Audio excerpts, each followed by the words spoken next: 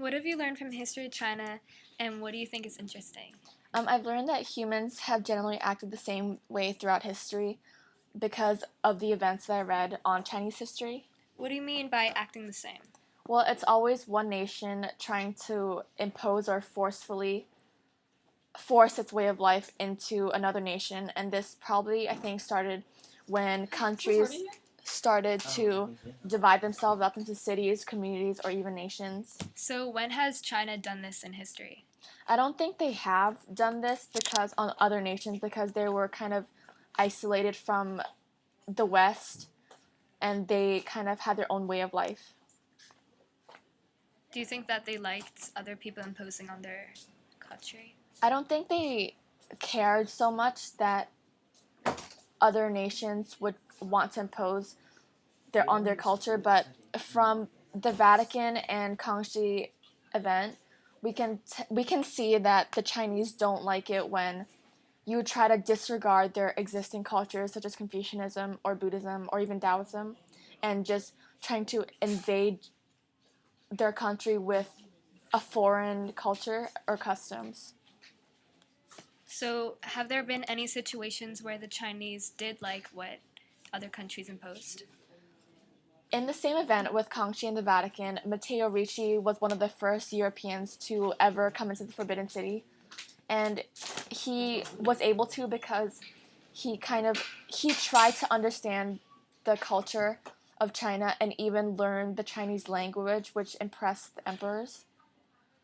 And so he became one of the main Jesuits in Chinese history to ever successfully interact with the Chinese.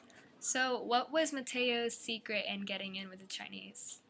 I think his secret was not to impose so much and invade a foreign country with his beliefs and to rather try to weave Christianity with existing cultures in China so that the people can understand it more rather than to throw a foreign culture into China and expect them to understand it 100%.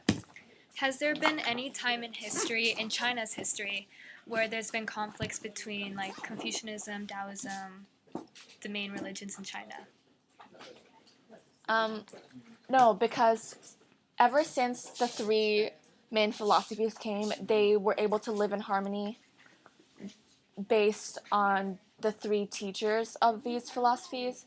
And because all of them preached harmony and how it's a necessity, the Buddhism, Confucianism, and Taoism were able to live together side by side in harmony. So basically, it's other religions that are causing harm. I think the main thing that causes conflict is monotheism, because in Europe, the Europeans are taught that Christianity is the best religion, and they are taught from a young age that it's the only religion, so they have to follow everything that it says, and there isn't an alternate way that you can follow. Whereas in China, when you have three different philosophies, you can pick whichever path you want to follow, and the three philosophies are kind of an advising philosophy in a way, so it's not a forceful philosophy. But wouldn't you say that communism and the teachings of Mao to small children kind of relate to that? In what way? Well, small children in China were taught that Mao was the great savior of China, and they were taught to respect and to love him. Isn't that kind of the same thing that you said? As monotheism. Right. Well, maybe because it started off that way because the West trying to impose their ways in China, which I guess influenced Mao in a way for communism to enter China. And he was trying to protect his own nation from foreign presence, which I guess gives him a justified reason to do so. So how does this relate to our modern society? So just recently I learned about how an issue that was brought up in the U.S. based on how the Chinese government did not want to accept religious freedom. And just as Kangxi and the Vatican had problems with religious freedom. This is reflected in recent religious freedom issues that proves history is repeating itself in China.